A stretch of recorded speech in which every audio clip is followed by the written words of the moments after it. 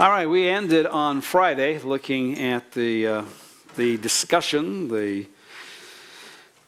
debate of the problem of both the purpose and the literary structure of Deuteronomy.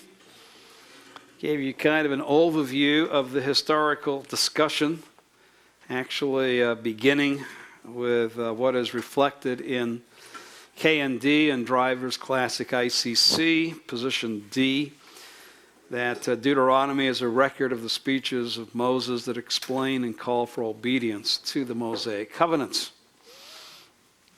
And how this has been modified, because, and I didn't show you this on Friday, but on page 87, Walton has a chart of the legal texts of the ancient Near East.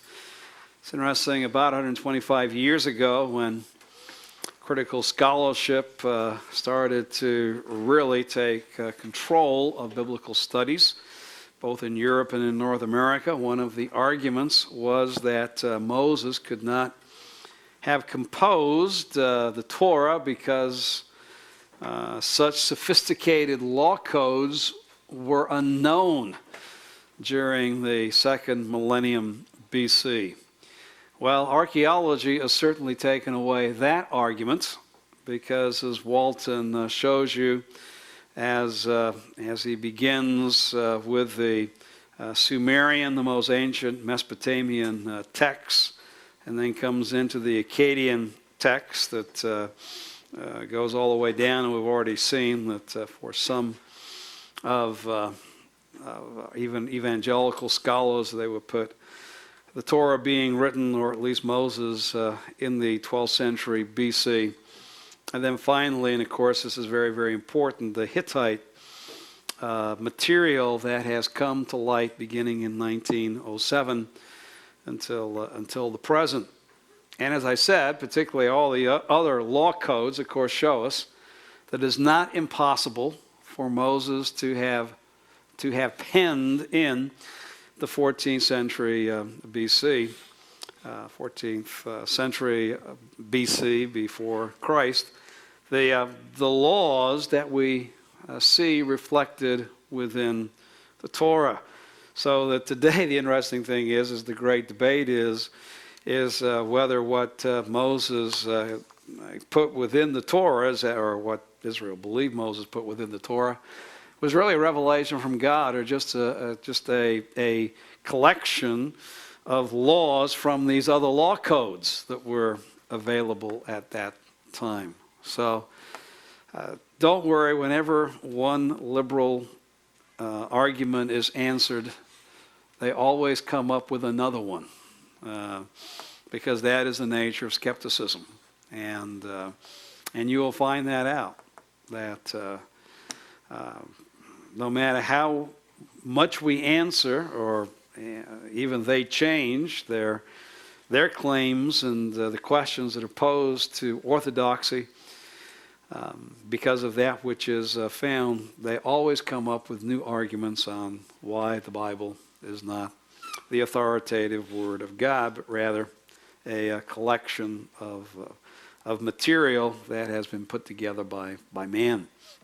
So these law codes, and again, it's just for you to start to get to know them. You'll talk a lot more about archaeology and historical background at that point in OTI.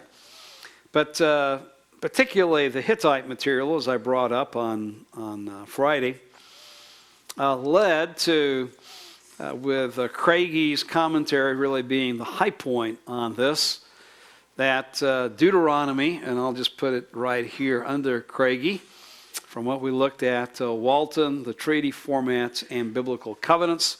Walton takes that approach in his chart. And since the original document is the Sinaitic covenant made at Sinai, first generation, it was assumed that this was a covenant renewal document. As we said, a number of problems with that position is we don't have any record of covenant renewals within the Hittite material. Everything that is, okay, this is the order of Deuteronomy, but these are always original covenants.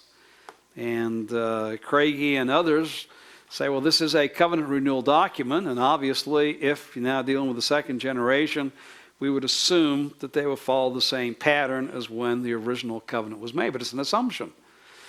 And Merrill brought out, in reality very true, as you read the document, it is not just a covenant document.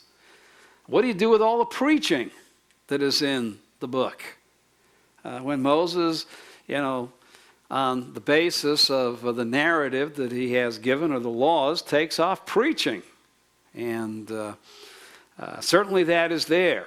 Now, Merrill still sees that it is a covenant renewal emphasis. It is a framework. And basically what Merrill sees is the fact that what Moses has this covenant document, and within the writing of that document at points when he goes ahead and preaches, exhorts the people based upon that covenant renewal document. And chapters 6 to 11 being predominant, within this, when the Decalogue is restated in chapter 5, and you can't read chapter 6 to 11 without realizing Moses is taking off and exhorting and calling for obedience on the part of Israel at that point. And Merrill's commentary came out in 1994, and even though he takes that, I would take it even a step further, and that is those who accept the covenant renewal formula that follows a basic Hittite treaty. After the prologue, after the introduction of the parties and the historical prologue and the stipulations, through Deuteronomy chapter 26, after that, they kind of scatter on how the rest of Deuteronomy is fitted together within this Hittite treaty pattern. Now, if it was so clear, you would imagine they would not have quite that kind of debate on how exactly and where within Deuteronomy these further treaty reflections are echoed within Deuteronomy. And then I said the latest commentary put out by Gordon McConville in the Apollo commentary series speaks of Deuteronomy being foundational to the rest of the Old Testament. He's right on that. And that Deuteronomy is not a collection of speeches. It is not a covenant renewal document. It is a narrative. And it certainly does have a narrative framework, as we'll see in just a second. But he says it's a narrative that, as you read it, establishes a pattern where God extends grace after failure. That as Deuteronomy looks to the past, it sees the failure of man, the failure of Israel, and God's response of grace. In the present, while I've been with you, you have been disobedient, and yet God graciously has brought you to this point. You will go into the land of Canaan. You will continue to fail Yahweh, continue to be rebellious against Him. And yet, He is going to display His grace while you are there. And this pattern of past, present, and future is just indicative then of what the latter prophets pick up and say, this is the basic pattern of God's dealing with Israel and with mankind, with the nations, and this pattern will continue on until the end of the days. It will continue on until the eschaton. So that in the end, man's failure will be overcome by God's grace. Now, while McConville certainly gives us some insights of past, present, and future, and certainly his monograph, which preceded his commentary, called Grace in the End, is one that is recommended by our Old Testament department.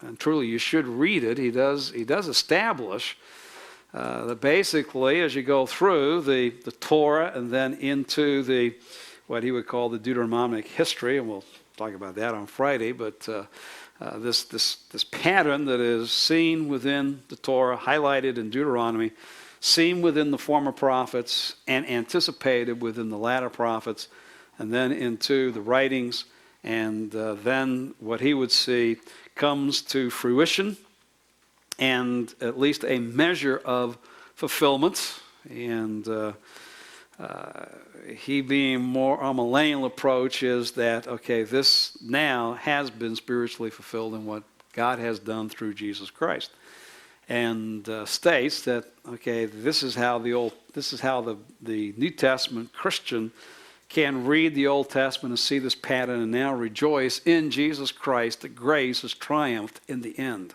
over man's sin. And then individually you should apply that to your life, that though you're a sinner, God has rescued you, and in the end you are the recipient of his grace through what he has done in Jesus Christ. Now that's the eschaton now. That's realized eschatology. That's basically an amillennial approach, but yet the same pattern. And we would say that even what God is doing this age is only transitional to what God is going to do for Israel and the nations in the future. But put that off until we get to the latter prophets. We're still basically looking at the past and present and Israel's future in the land at this point. But certainly, as we've seen, the Torah does reach on to the eschaton in Genesis 49 and in Numbers 24. And of course, we see that again also in Deuteronomy chapter 31 through 33. Continues to point ahead to what God is going to do at the end of the days. Well, what are we to do with all of this? Well, let's take a look at just, okay, back to reading the text. Right? Taking the text, for what it says, and we've already seen that Deuteronomy is a part of a greater whole. This also would lead me to argue against the what we call Deuteronomy being a covenant renewal document, because it doesn't have an independent existence as such. It is part of a greater literary whole. And we've already seen that basically the narrative that leads into Deuteronomy is in the last 11 chapters of Numbers. This is where the second generation of Israel is numbered, and where we see their beginning history and how God is preparing them to go into the land. And certainly as we come to Deuteronomy, as we've seen throughout the Torah, and this is very much reflective of what we saw from Exodus chapter 25 to Numbers chapter 10, and particularly in the book of Leviticus, which is the Lord said to Moses, say to the sons of Israel, and here's what it says, but that we have a narrative framework. And we see that again in Deuteronomy. But notice as you go through that if you will just check through the quotation marks in your English Bible, you will find out that this latter portion of the Torah is predominated by these 5 speeches of Moses. And in fact, particularly in chapter 5, verse 1, he took a deep breath and kept talking. You think some of Dr. MacArthur's messages might be long. I mean, you got to realize that here is Moses, and he speaks to the sons of Israel, and this is what he says. And it just continues and continues and continues. And as we've already seen then, every 7 years, Israel's will get together and have it all read again. I think beginning with Genesis chapter 1 and coming all the way through these speeches in Deuteronomy. But some would just hold as Deuteronomy, but even as Deuteronomy, just these speeches. Now we have a narrative introduction to speech number 1, telling exactly when, where, from whom, to whom. And so this is Yahweh's spokesman, Moses, who is giving these messages. And He is seeking to explain the law, but he begins in his explanation by giving this statement of God's historical faithfulness to Israel, and yet reminds them in chapter 4 that when they're at Sinai and God was revealing himself to them, he did it by word, not by image. And so this should lead them away from idolatry. And this is foundational, because if Israel is going to obey the law, they are going to have to make a commitment to worship Yahweh and serve him without idols, without the use of idols, responding to his word and to his word only. You saw no form. You only heard a voice.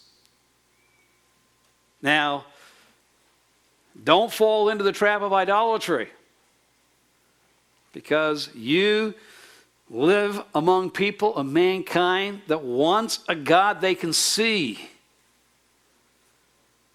But you have a God who you are to hear.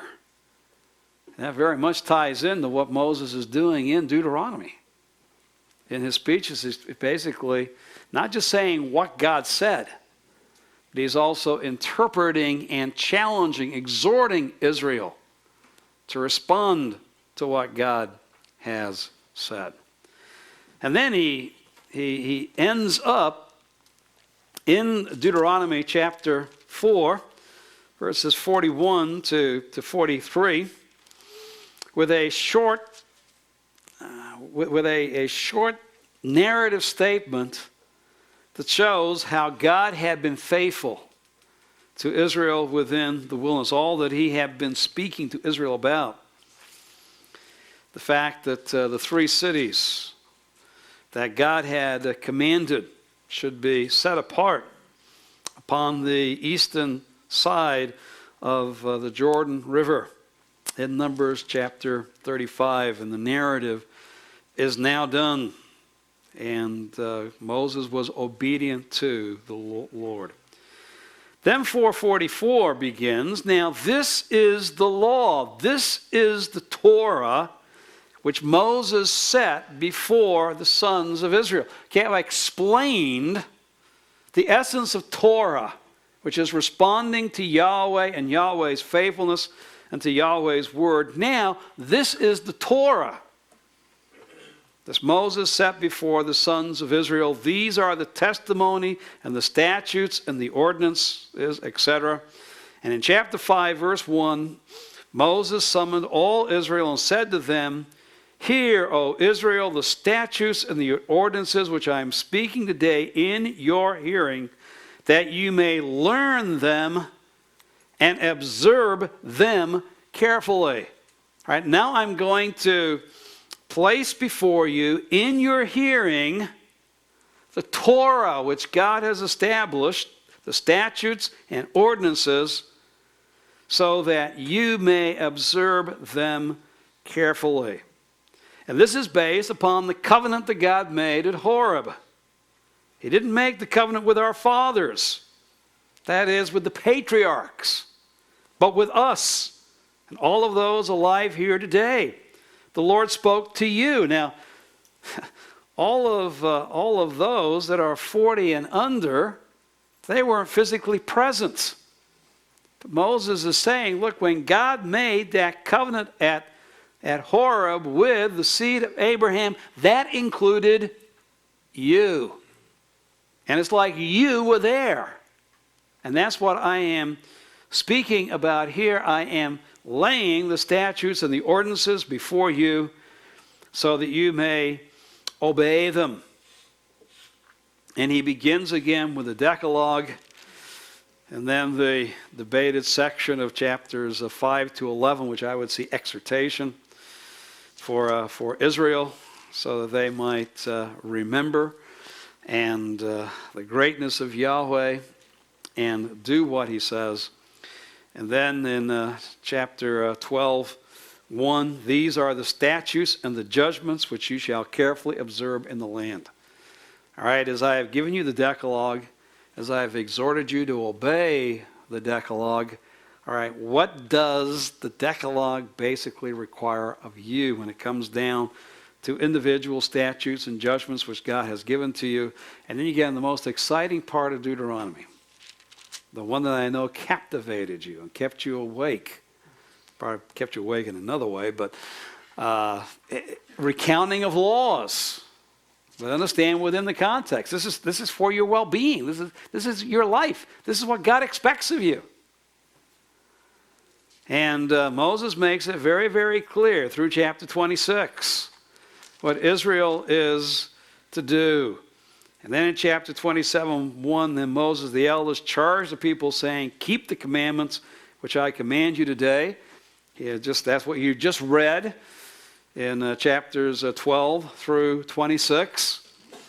And when you come into the land, reaffirm that commitment, write the laws, and affirm the fact that you would obey them. And 6 tribes state, cursed is the one who does, some of the essential aspects of what was in the laws, with the other 6 tribes saying, amen, so be it. Notice, they don't say, blessed is the man who does, amen. It's cursed. Then you get to Deuteronomy chapter 28. All right? Again, if you would diligently obey the Lord your God, being careful to do all the commandments which I have commanded you today. Okay, going back again to chapters 12 to 26. Then this is the blessing that will come in verses 2 through 14. But it shall come about if you don't obey. Verse 15. Verses 16 to 68, this is what you can expect. Now, Moses hasn't said it explicitly. He'll say that a couple of chapters later. But he's saying implicitly, you're going to go in the land and you're going to reap the blessings of the curses. When you get there, okay, write it on the stone and echo within this basic amphitheater in the middle of Israel, cursed is the one, cursed is the one, amen, amen, amen. And then here, if you will obey, are the blessings, and if not, here are the curses. And of course, the curses are the exact opposite of the blessings. But 5 times more material is given to the curses in chapter 28 than to the blessings. What is Moses saying he's expecting as the people go into the land? What's he implying? You're not going to get the blessings, you're only going to reap the curses. And what he has made implicit, he then in chapter 29 and 30 and again in 31 will make explicit, you're going to go in the land and fail. Now, we have a narrative introduction, but to this speech we have no narrative conclusion. We just have chapter 29, verse 1. We'll just leave it where I think it should go at this point. But do realize that in the Hebrew tradition, as verses were put in during the Middle Ages, they made R29:1 the end of 28:69. So the question comes, well, does it go here or here? Well, you can see with balance, because every one of the speeches begins with a narrative. And you can say, well, without that, every one of the other speeches, except for one, would end with a narrative. But here's 29:1 that either concludes speech 2 or introduces speech 3. That's the debate we'll come back to. We'll state at this point we believe it introduces speech 3. And speech 3 is where in chapter 29 Moses makes another covenant, speaking first about how they're going to go in the land and disobey the Mosaic covenants and what God is going to do. At the end of 29:28, begin with verse 27. Therefore the anger of the Lord burned against that land to bring upon it every curse which is written in this book. And the Lord uprooted them from their land in anger and in fury and in great wrath. and cast them into another land as it is today. That the end result for Israel is going to be scattering among the nations. Just exactly what the ultimate curse of this covenant is. And it's within this context of this is where Israel will be, but in chapter 30, this is where and what Yahweh is going to do for them, that Moses puts the secret things belong to the Lord. But the things revealed belong to us and to our sons forever, that we may observe the words of this law. He has specifically stated exactly what Israel is to do. That has been revealed, that has been made known. But the secret things, and particularly how God is going to work to change the heart of Israel, seems within this context, because he then moves, after talking about the secret things, into this is what Yahweh is going to do in the future. And really, as you read chapter 30, it's almost beyond comprehension how Yahweh is going to accomplish that with such a stubborn, rebellious, stiff-necked people. Well, the secret things belong to the Lord. It is just the responsibility of Israel to respond. But here is a speech, 29:30. And then in chapter 31, total agreement on this, we have a narrative that leads into the speech number 4, which is usually not called speech number 4, it's called the Song of Moses, because that's what it is, where the Lord calls upon Moses to teach Israel a song. So in chapter 31, verse 30, Moses spoke in the hearing all the assembly of Israel the words of the song until they were completed. And it's a wonderful national anthem. It tells how Israel is going to go in the land, disobey, and God is going to judge them.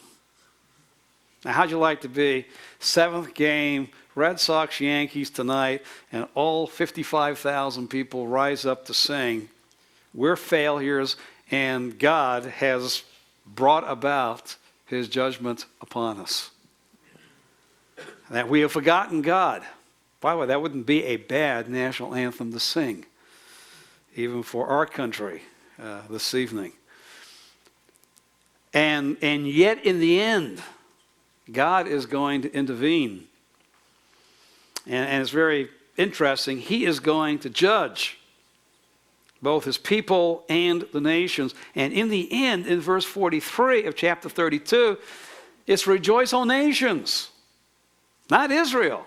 Rejoice, O nations, with his people.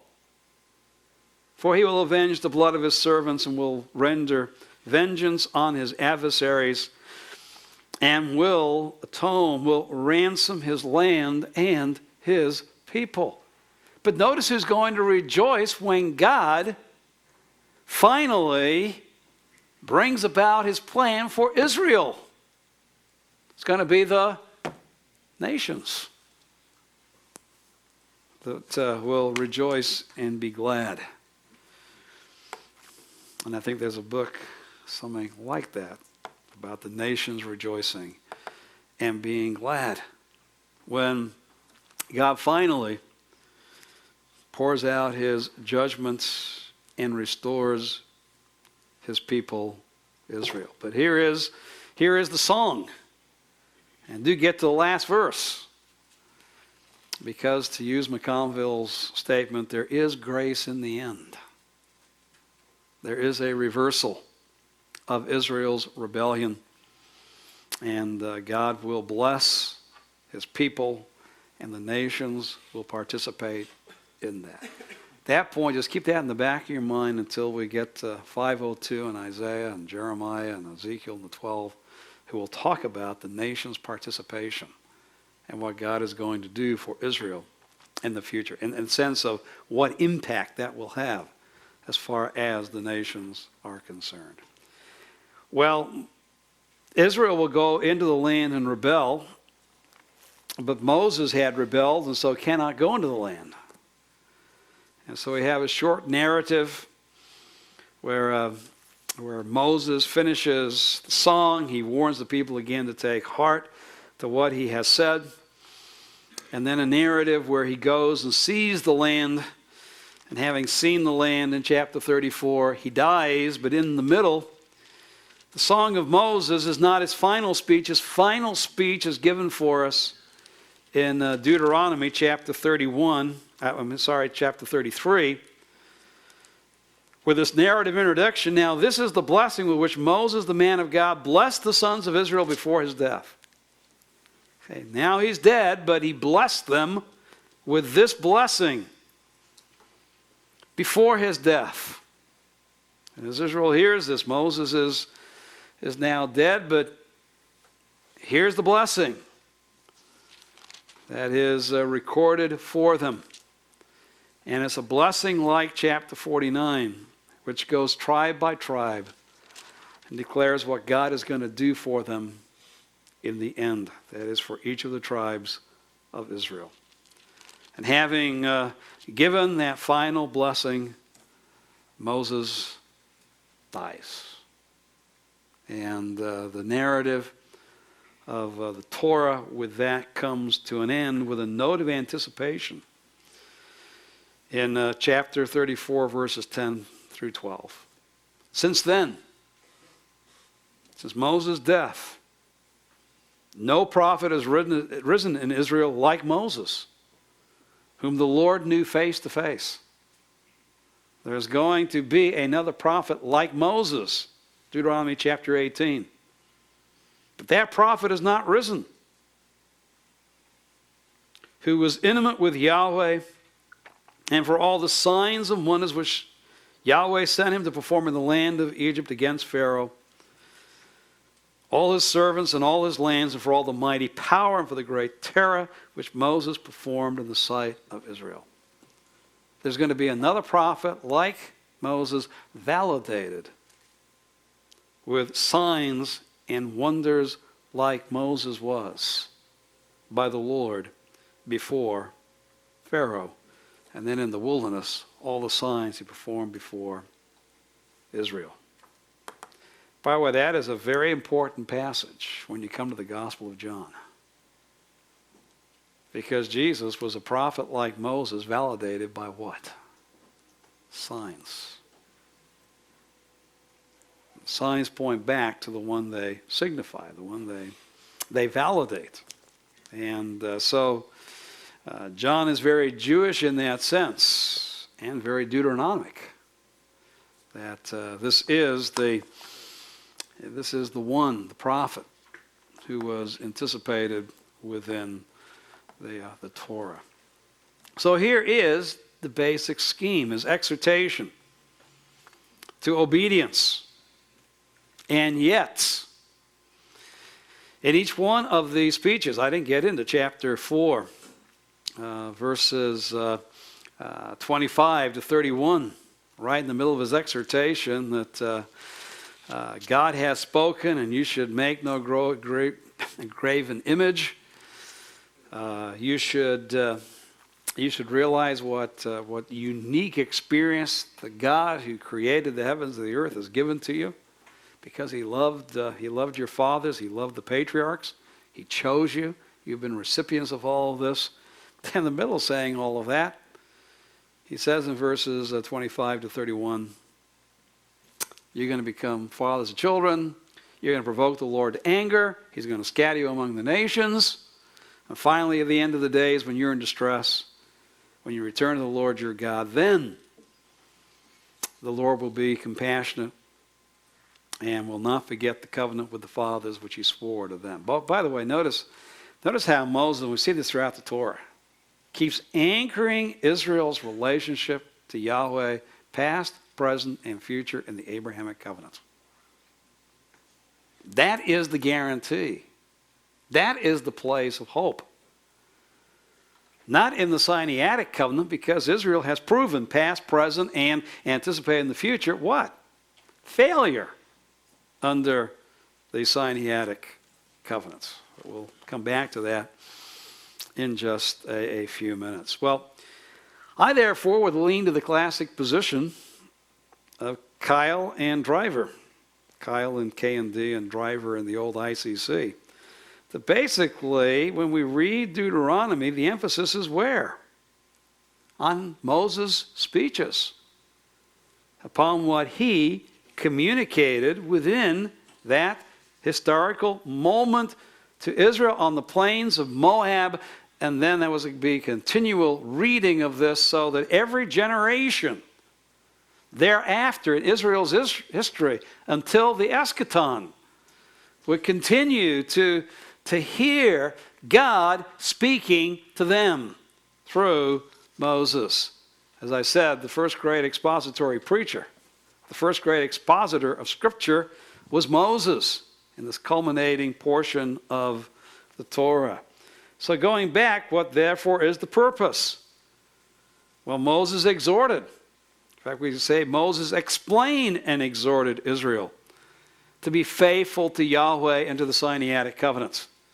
I mean, you can't get away from the Sinaitic covenant. That's the heart of Deuteronomy 5 through 28 is explanation, and then here's what awaits you if you don't respond to this explanation. If you hear the commandments and the statutes and the judgments, the ordinances, and you do not follow them, this is what is going to come. So it was an exhortation to be faithful to Yahweh and to the Sinaitic covenants, so that Israel might go in and possess the land. It was a measured obedience that then would bring them the land. Though he foretold, and by the end of the book, by the end of the Torah makes it very clear, he was a prophet of Yahweh speaking about the future, both near and distant. And in the near future, they would fail to obey Yahweh in the land. So that the ultimate end of Israel's history in the land was to lose the land and be scattered among the nations. And then we've already taken a look at the literary structure. So it really was a record of his speeches that explain and call for obedience to the Mosaic or the Sinaitic covenants, or to use Dan Block's term, covenant with Israel number one through the mediation of Moses. That is the heart of what is in Deuteronomy. But this note of failure, you failed, you will fail. All right, how is God going to respond? All right, that is also part of what is in Deuteronomy as well, although it's not the major thrust. It certainly becomes after the large explanation, exhortation, and you realize the failure that is going to take place. How is God going to deal with the failure? And Deuteronomy talks about that as well. Now, as far as the bibliography to the book, I think by this point you've already picked up what books you should consult. Exegetically, the two works, as I said, star. If you have one book on Deuteronomy, it should be Peter Craigy's, just because of the sheer impact that volume has had on Old Testament studies. So Peter Craigy, the book of Deuteronomy in the NICOT. And then to take a contemporary, a more contemporary now evangelical approach, Gordon McConville's work on Deuteronomy in the Apollo Old Testament commentary series. After Craigy, the commentary that I would make sure is on my shelf is the one by Eugene Merrill in the NAC series. Another commentary that follows more in the train of McConville is Christopher Wright's work in the New International Bible Commentary series on the Old Testament. And then expositionally, and the best one right now is the one by Raymond Brown in The Bible Speaks Today. However, probably by the time you will be preaching Deuteronomy to a congregation, the work by Daniel Block in the NIV Application Commentary series should be available, and that will be the commentary to consult. And I say that because of the friendship that Dan Block has with our seminaries at Southern Seminary, and has been out here teaching and actually preached in chapel a couple of years ago for us. Did an excellent job, of course, preaching the Old Testament, of course, and he is one of the premier exegetes in evangelicalism today on the Old Testament. Having said that, doesn't mean I agree with all of his theological conclusions. We're going to come back to Dan Block and Judges and his work on Ezekiel, which you should own those volumes as well. When he was with us, a number of us had lunch with him after he spoke in chapel, and he said that in his 2 volumes on Ezekiel are about 1,500 pages. And he said, I was kind of disappointed because I gave them another 3,000 pages of text on Ezekiel that they didn't want to publish because they felt it went beyond the parameters. They said they were being gracious to me giving me 2 volumes, that they couldn't see, a 6-volume set on Ecclesiastes, on Ezekiel. He spent 15 years of his life just studying Ezekiel. Said I had much more discussion, charts, everything. I was writing back with Dr. Barrick and said I'd love to get my hands on those 3,000 pages. After what we got in the commentary, we'd like to see what didn't make the commentary, because knowing editors, sometimes that's the best stuff they leave out.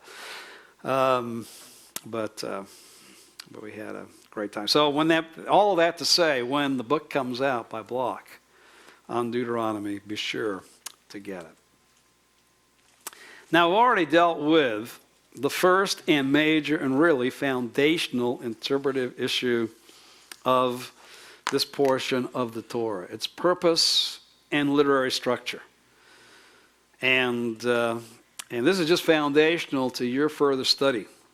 And certainly you can see whatever position you end up with, A, B, C, or D, there are good men who will agree with you, and you'll be part of the continuing discussion.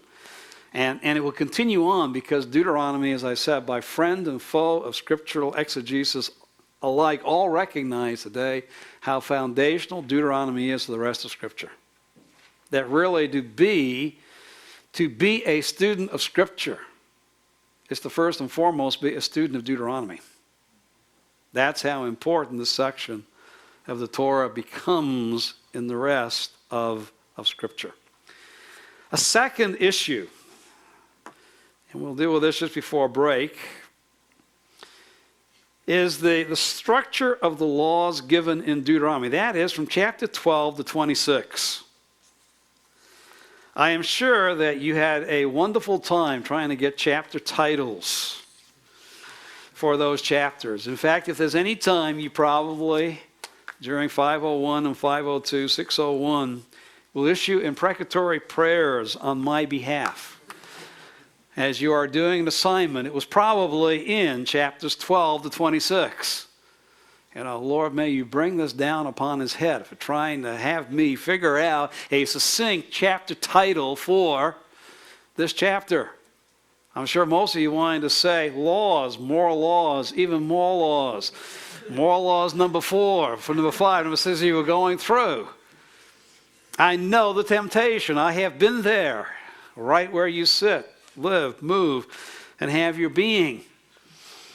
But can I say through your frustration of trying to get chapter titles for those chapters, you sense what exegetes have been frustrated with for hundreds of years. That is there an overarching structure to what Moses seems to, be very haphazardly saying within these chapters? I mean, these chapters the first time you read through them, are exciting as the California Penal Code. I mean, I am not a lawyer nor a son of a lawyer. I really don't care. Well, this is Scripture. You have to care. All right? And so there has been a debate about what is the structure, what is the literary structure of these chapters.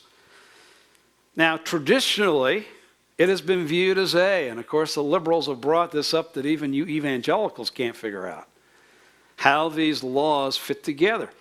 It's a disparate collection of legal stipulations without any structure, unity, or order. Moses took a deep breath, as I said, and just said, all right, let me just tell you what God commands. And it's almost like a new age flow of consciousness. Oh, and that reminds me, he also said this, and he said this, and he said this. And you're reading through, and what sense does it make?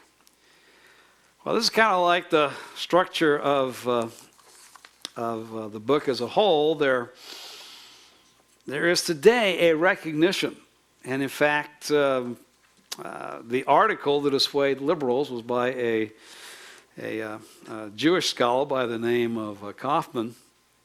But actually, this was already seen within both liberal and evangelical works of 2 centuries ago, where there was a recognition, as you read Deuteronomy, of the importance of the Decalogue and how the Decalogue is stated in chapter 5.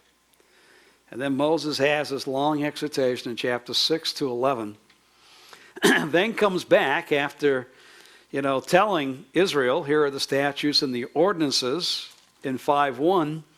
He comes back in 12:1, here are the statutes and judgments, which you shall carefully observe in the land. Echoing what he had said at the beginning of chapter 5. Chapter 5, as an introduction to this section, gives the Decalogue.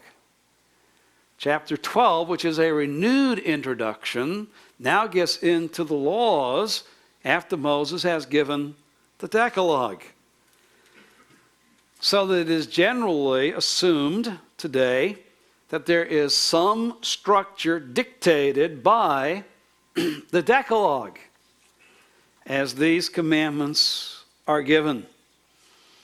And after Kaufman's article, there have been within the commentators a continuing wrestling of, exactly how is the Decalogue echoed within chapters 12 to 26.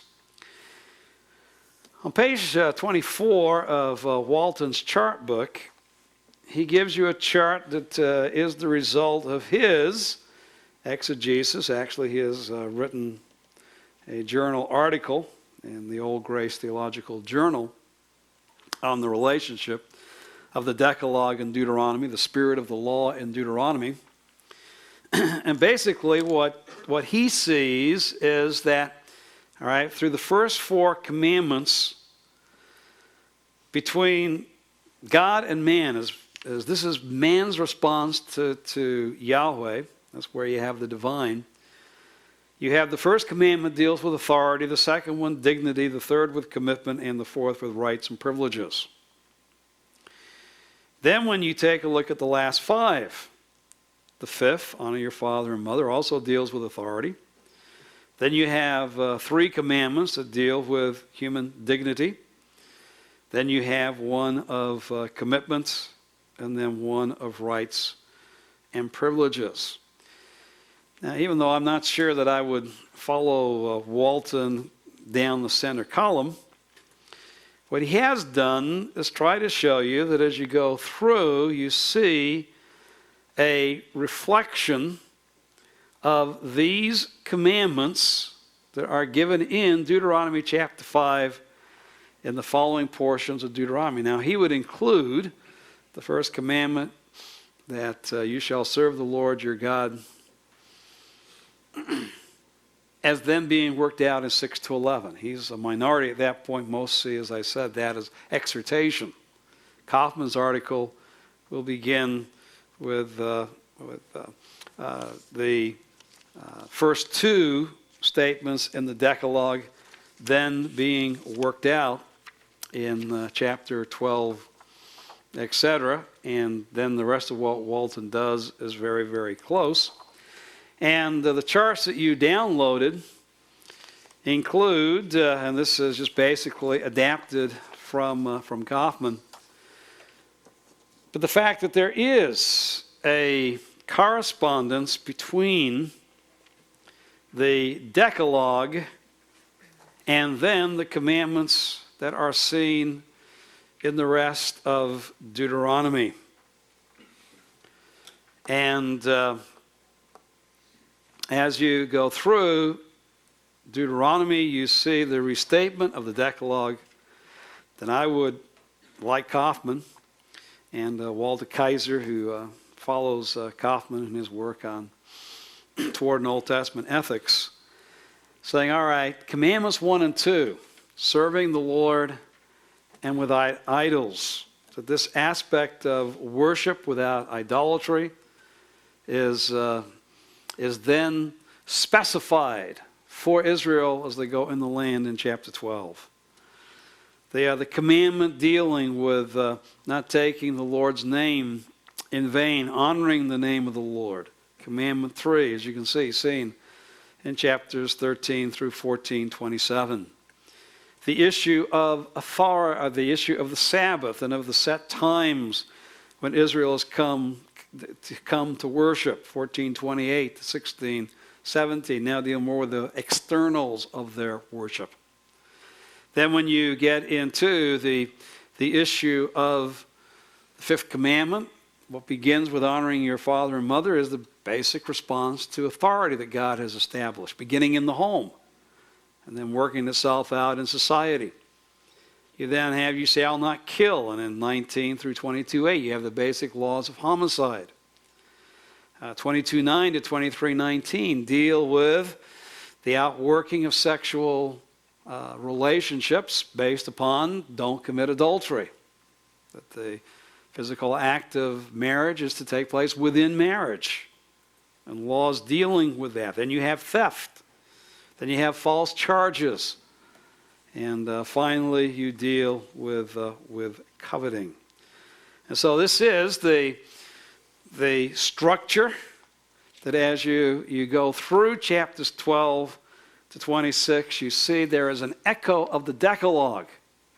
And step by step, the Decalogue gives the basic principle, and then the application of that to Israel on the basis of the Sinaitic Torah, the Sinaitic Covenant, as they go within the land, is spelled out by Moses. But all, as we said, with the tone of, even though I am pleading with you, exhorting you, as I explain this to you, realizing that you will not respond in obedience. All right, gentlemen, back we come to the issue of the nature of the law. And a book, and I have the old, this is the same book, I just retitled it. It used to be called The Law, the Gospel, and the Modern Christian. There you can see it all. Now it is called 5 Views on Law and Gospel. But this title really tells you, why was the law given? What is the relationship to the law and the gospel in the New Testament? So what is the application of the law in the Old Testament to the modern Christian? And you have 5 views, and you can see the men, kind of a who's who in Christian circles: Bonson, Kaiser, Moo, Strickland, and Van Gemeren. So since you're all very interested in the law and its modern application. Here are the reigning 5 positions that really reflect the discussion that has taken place throughout church history. But I will state there is a basic issue that you're going to find divides us even in our discussion of the law on the TMS faculty. Because within the Christian tradition, and this is reflected in the work that I have given to you, a basic question emerges that you have to answer. And that is, how do you understand the law? Do you understand it as divided, which is the majority position within Protestant Christianity today? Or do you view it as basically unified, one whole, which is the more traditional Jewish position toward the law? And before we get to taking a look at the relationship of the law with the covenants, we have to deal with this basic issue. Now, certainly, as you come to the New Testament, 9 out of the 10 laws within the Decalogue are repeated in the New Testament as being apropos for believers this side of the cross. Passages like Romans chapter 14, 1 John chapter 5, are 2 illustrations of where laws from the Decalogue are restated. 1 John 5:21. Little children, keep yourself from idols. That's there you go. There's the second commandment. Echoed, restated within the New Testament. And a lot of the debate as far as the application of the law today is foundational upon the fact that the Old Testament law is divided. Very, very simply, and we're just seeing the culmination within Deuteronomy. Deuteronomy, as we said, chapter 5, speaks about, all right, this is the statutes and ordinances which the Lord was speaking through Moses to Israel. And when the Lord spoke, he said, verse 5, I am the Lord your God who brought you out of the land of Egypt, out of the house of slavery. You shall have no other gods before me. And gets into the Decalogue. 5:22, these words the Lord spoke to you all your assembly at the mountain. And then he speaks and reiterates the fact of verse 28. And the Lord heard the voice of your words when you spoke to me, and the Lord said to me, I've heard the voice of the words of the people which they've spoken. That is, we'll do what God has said. Just you go, Moses, and get the words. They have done well in what they have spoken. Oh, that they have such a heart. There again is the Lord saying, I wish they had the heart. I desire the heart that would really bring about an obedience to the words that they have spoken. That doesn't make their words wrong. It just meant they were speaking without theological depth at this point. That they have been those slow to exercise faith in Yahweh and Yahweh's servant. And even as they've come into the wilderness, they've been grumblers and complainers even before they get to Sinai. Israel should have come to recognize that they weren't the obedient people that God wanted them to be, but they make the statement, whatever God says, we'll do. Only you go get the words. They've spoken well. But verse 31 But as for you, stand here that I may speak to you all the commandments and statutes and judgments which you shall teach them, that they may observe them in the land which I will give them to possess. And then after the exhortation, he spells it out in chapter 12. Now there is no doubt that when we think in terms of the law, the Decalogue can be seen as that which is basic. Here is the basic commandments which God gives to Israel. And certainly then, on the basis of those basic commandments, we have the more detailed, and I would use the word specific. All right, how does these basic principles seen in the 10 words in the first commandments which God gives to Israel, how do they work out as far as Israel's obedience is concerned?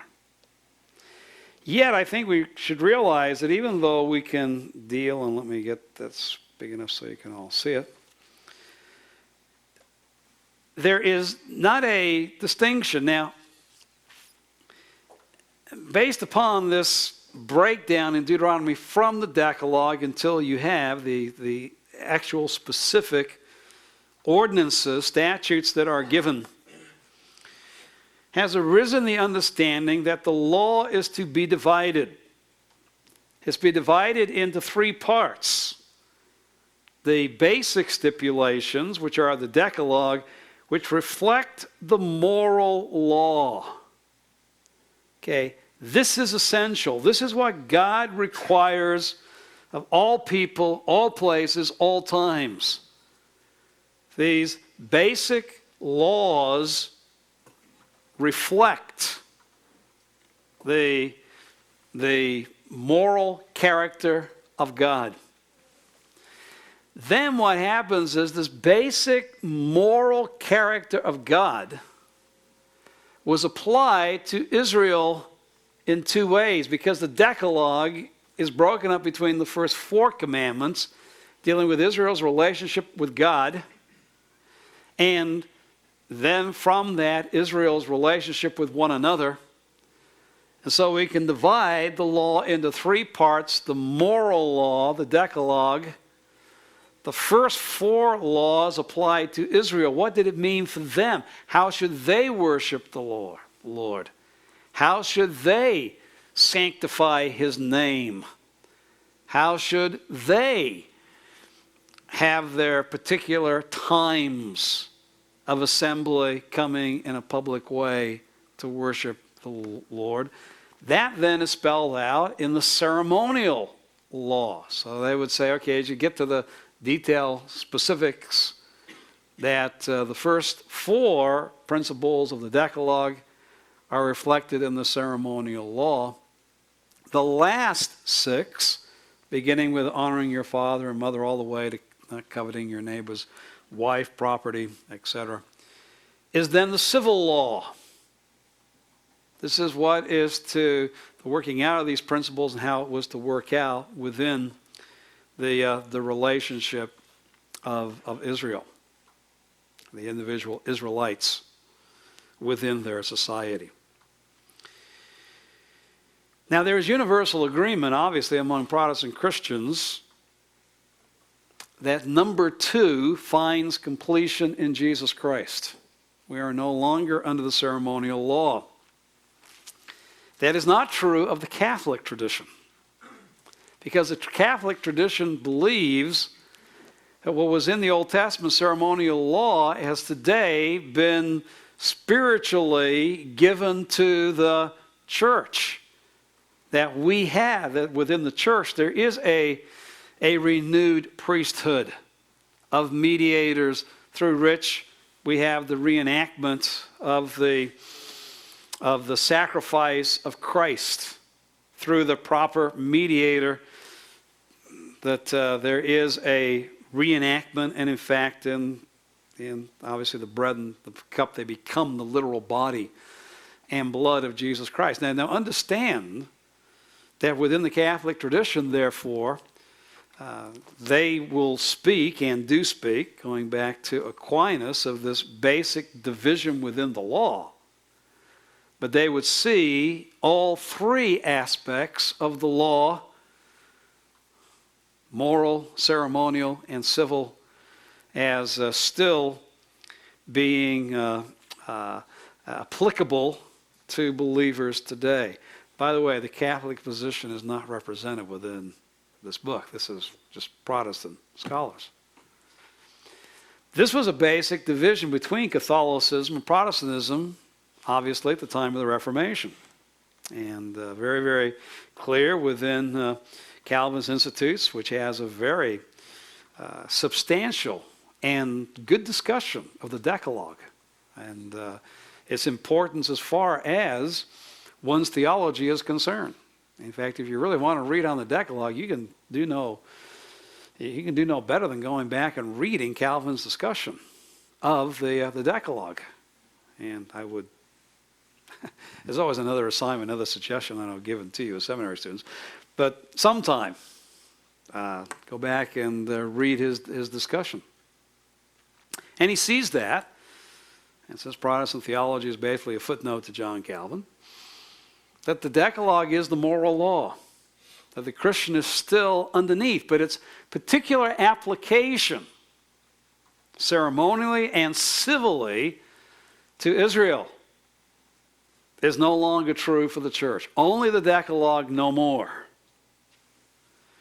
Now, within Calvinism, obviously, you've got a whole movement that has developed, and in this book, Greg Bonson is representative of Theonomy, that says, yes, the moral law is still applicable to believers today. They're still underneath it. The ceremonial law is fulfilled in Christ, but what about the civil law? The church is to still follow the civil laws that were given to Israel within the Old Testament. Classic Calvinism says, no,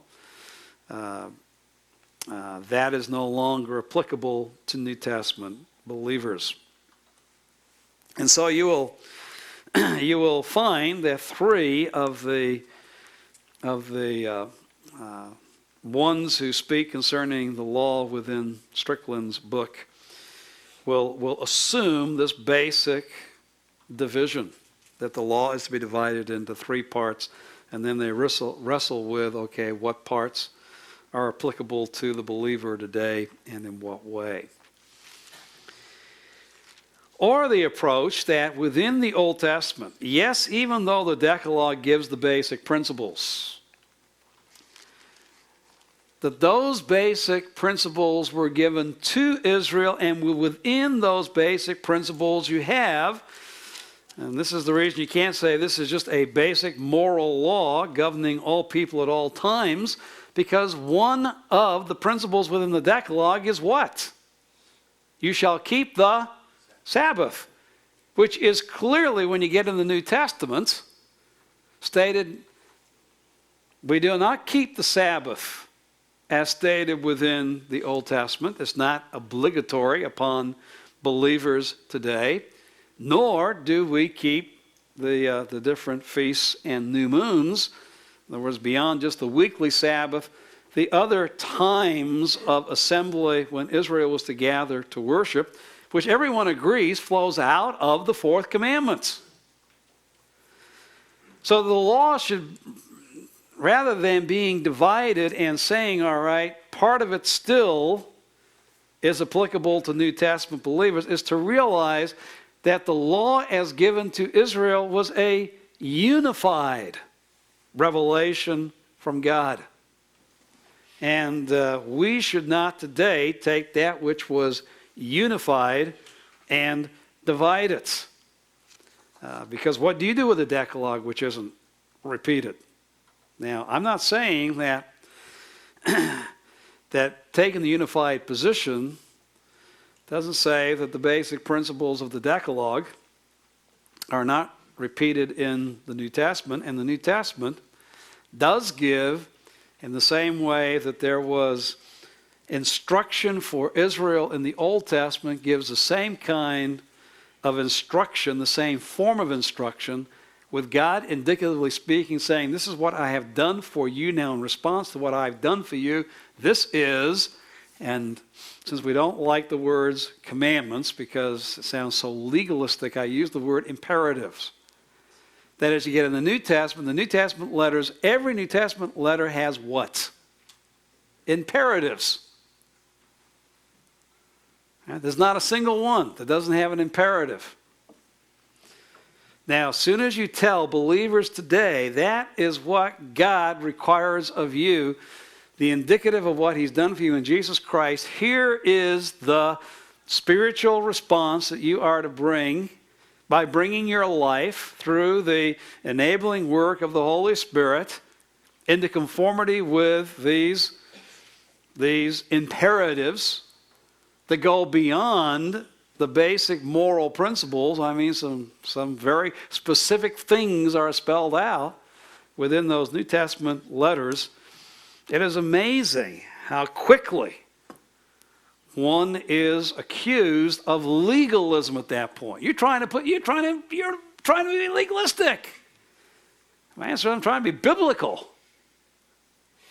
Legalism, basic definition, is saying that one obeys certain commandments for salvation or for a set-apart position before Jesus Christ. That your salvation and your sanctification is based upon your keeping of these imperatives. The New Testament makes it very, very clear that your salvation and your set-apart position in Jesus Christ is based upon the finished work of Christ, accepted by faith, nothing more. Sola Fidei. But that doesn't mean just because you're saved by grace alone, that salvation and your sanctified position doesn't have any corresponding actions within your life. But we live in a day and age. As soon as you say God expects something from you as a believer, you will hear this again. I will tell you this, gentlemen, when your children become teenagers, legalism becomes a word that they throw at you again and again. Dad, you're so legalistic. Why am I so legalistic? Believing God wants me to read the Bible, pray. Is that legalism? Well, yeah. Well, all right. I'm a legalist.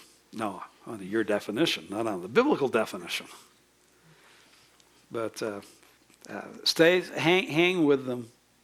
I mean, you either hang your teenagers or you hang with them. All right. Just hang with them. Continue to teach. Continue to exhort. Continue to live your life before them. And I can tell you this side of at least 5 of 6, it's amazing. Again, in their early 20s, and all of a sudden their theology starts to take proper shape. And let them have their own kids, and all of a sudden their theology becomes very, very good. All right, but what got me onto that? But what do we have within the Old Testament? And I would lean toward the unified position. That is the law as we read it in the Old Testament. All right. We have seen, this is why I wanted to have this chart before us. Noahic, Abrahamic covenants, and certainly there was a command, as we saw, laid upon Abraham. He obeyed it. God made his covenant, but under that covenant, he still called Abraham to do certain things, particularly chapter 22. And Abraham was responsive. But those aren't a part of Torah. None of that was reflected within Torah. In fact, one of the great issues is that God said in Genesis 26, Abraham was a man who obeyed his instruction, his Torah, and his commandments and his stipulations and his ordinances, and yet within his life, he didn't obey every last issue as far as Torah was concerned. For one thing, he was married to his half-sister. And to another, that what takes place is that even he allows Isaac to marry a relative that would not be included within the Levitical structure. Jacob marries outside of the law structure. So that Abraham and Isaac and Jacob implicitly, the end of their lives, explicitly for Abraham, are within the Torah said to be law keepers. And yet they didn't keep all the specific stipulations of the Torah. But when we get to Moses, here is the covenants, and within that covenants are very specific laws, decrees, and ordinances that are to be followed. So that God gives these covenants. It is only within the Mosaic covenant that these particular laws are embedded. They are a part of the Mosaic covenants. Now, for those under the Mosaic covenant to reap the blessings of the Abrahamic and Noahic covenant, they have to obey what? The law.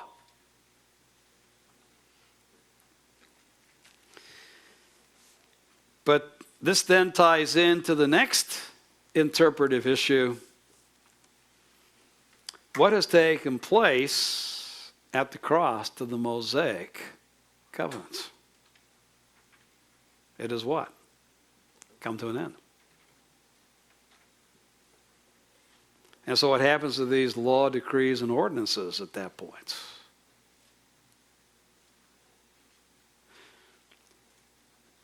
Now, Israel's not going to be covenantless. The Mosaic covenant, which is going to be, was to be, all right, obey this, you'll reap the blessings of the Abrahamic and Noahic covenants. All right, the Mosaic covenant is going to be replaced and has been replaced today. I don't put it here because we're not here within this discussion, but maybe I should. That the Mosaic covenants is going to be replaced with what? What the Old and New Testament refer to as the New Covenant. And in that New Covenant, Torah, including decrees, ordinances, statutes, judgments, is going to be written upon Israel's heart. So they will finally obey, and in their obedience will reap the benefits of the Abrahamic and Noahic covenants. And what is going to be written upon Israel's heart is going to be, and we have to put this off as we get into the latter prophets. When we get into particularly the book of Ezekiel, the prophet Ezekiel, we'll find that it has many similar features to what was seen in the Torah. But there will still be some distinctions. That the Mosaic law given at Torah with the death of Christ as a unit comes to an end. Now that doesn't mean that just as God gave imperatives to Noah and God gave imperatives to Abraham and the patriarchs under their covenants, that when the new covenant is established, there won't be imperatives. It does not mean that during this church age, when we were united with Jesus Christ, participate in new covenant blessings, don't have imperatives that are given to us. The issue comes down to, okay, what's about the law? Now, all of this is obviously the exegetical, theological foundation to how you are going to handle the law.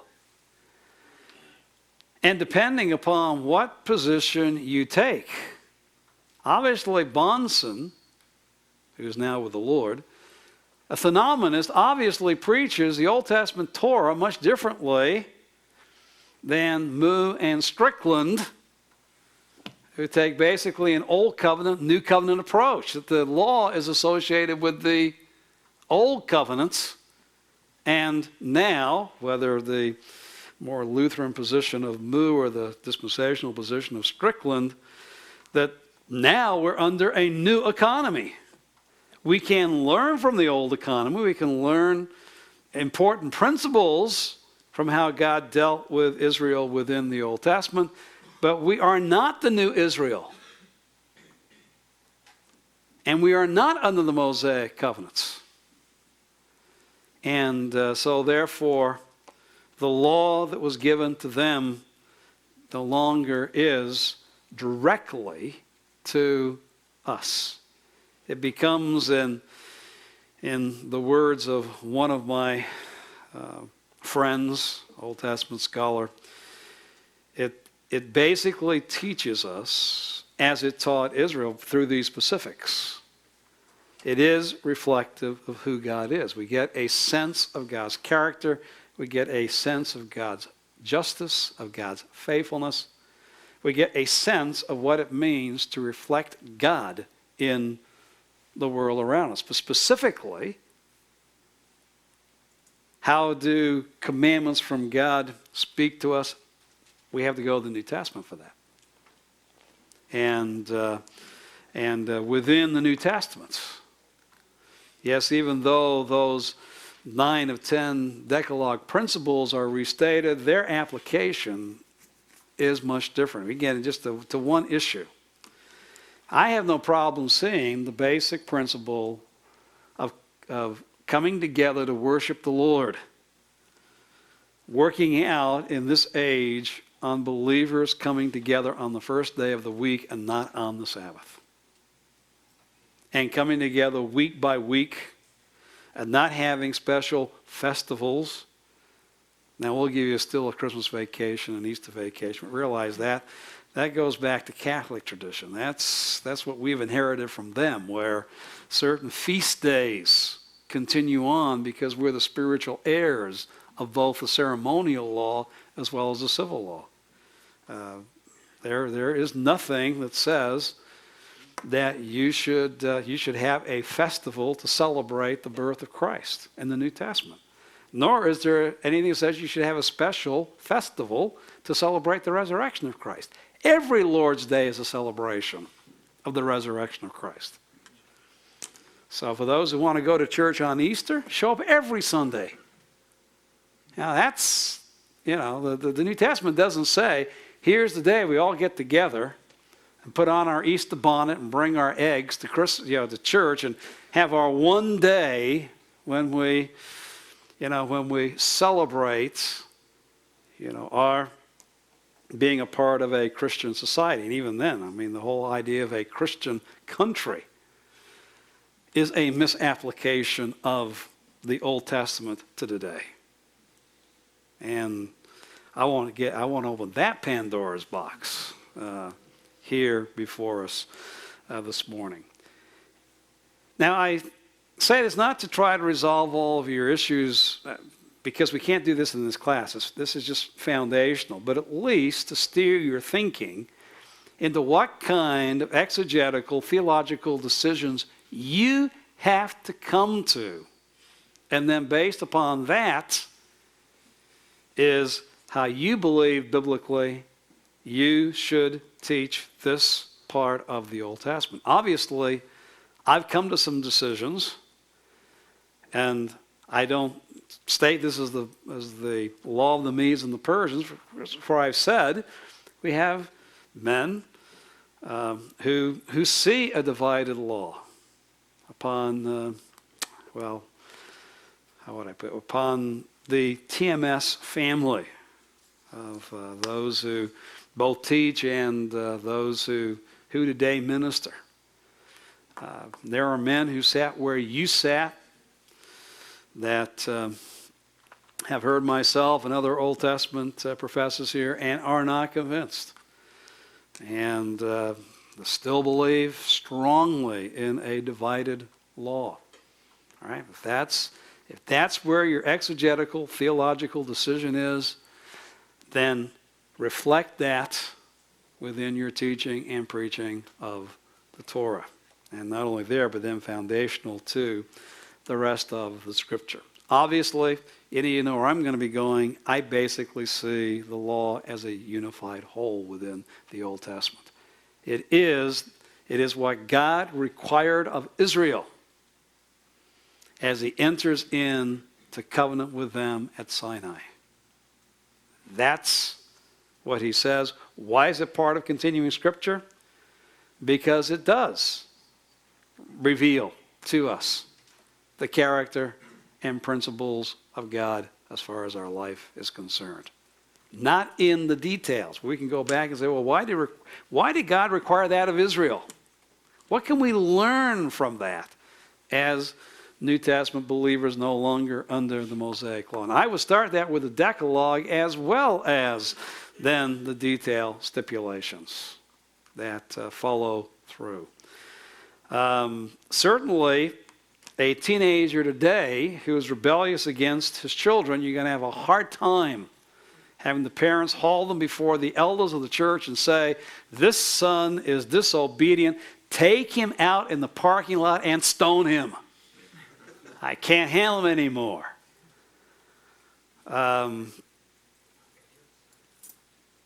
You might feel like that,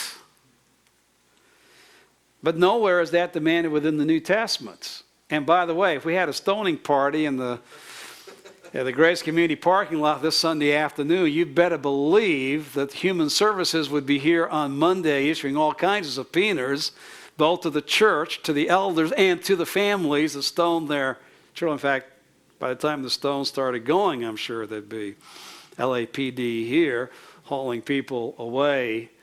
And we don't live in a theocratic state anymore. And God is not designed for a theocratic state to exist in the period between the first and the second comings of Jesus Christ. So we can learn the principles, and I would certainly say this, to a young person who is acting up against their parents, and the parents and the child come to myself or to a number of elders and say, I think it's a basic principle in what Moses said. What do you think that might be, 15-year-old kid who doesn't want to obey your parents in these things? What principle do you think is being said here? That maybe your attitude and your actions is not reflective of the fact that you are honoring your father and mother, which, by the way, is repeated in Ephesians chapter 6.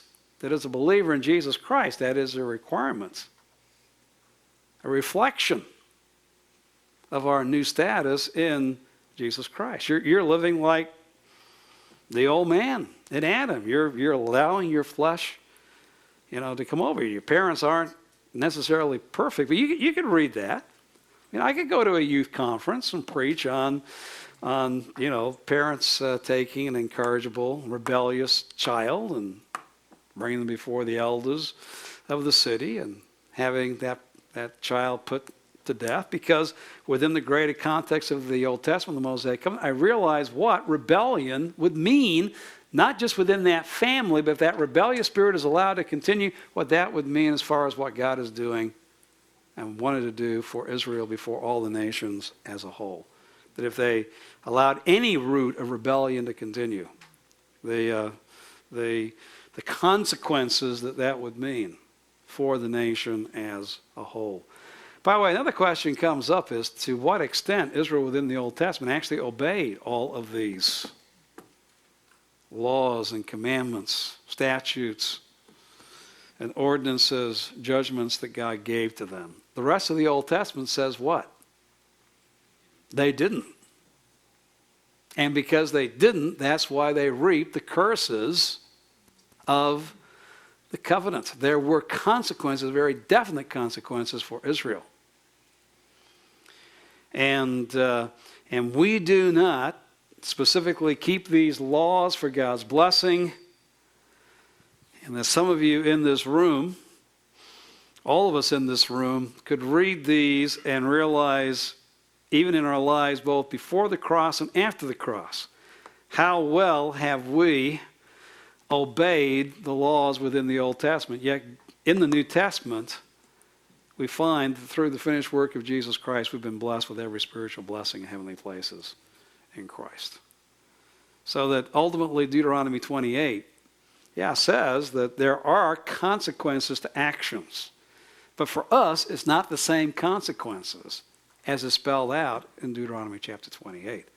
And in fact, I'm glad they aren't, because I would have been cursed many times over under the Mosaic covenant. And I think I could say safely, so would you. How did anybody live during that time? How was anybody alive? Well, as McConville would say, grace in the end. In other words, God acted toward the one who realized, I can't do this, realized their sinfulness, had a repentant heart, and as we've seen, would use the sacrifices to say, okay, this is my response to the Lord, that I take the sacrifices given on my behalf for sin, for guilt, and recommit myself to wholehearted commitment of my body, my possessions to the Lord, and we're in harmony together. That goes right back to what we saw within Leviticus. That's the whole point as you go through this. No, they couldn't. And it should have driven them to the fact that, okay, I need a God-given sacrifice. Because all these sacrifices in the end can only deal with what is in the past. As soon as I leave the tabernacle, I turn right around and do it all over again. I need a once and for all sacrifice which deals with sin past, present, and future. In other words, the whole law was anticipating again the coming of the once and for all sacrifice, Jesus Christ.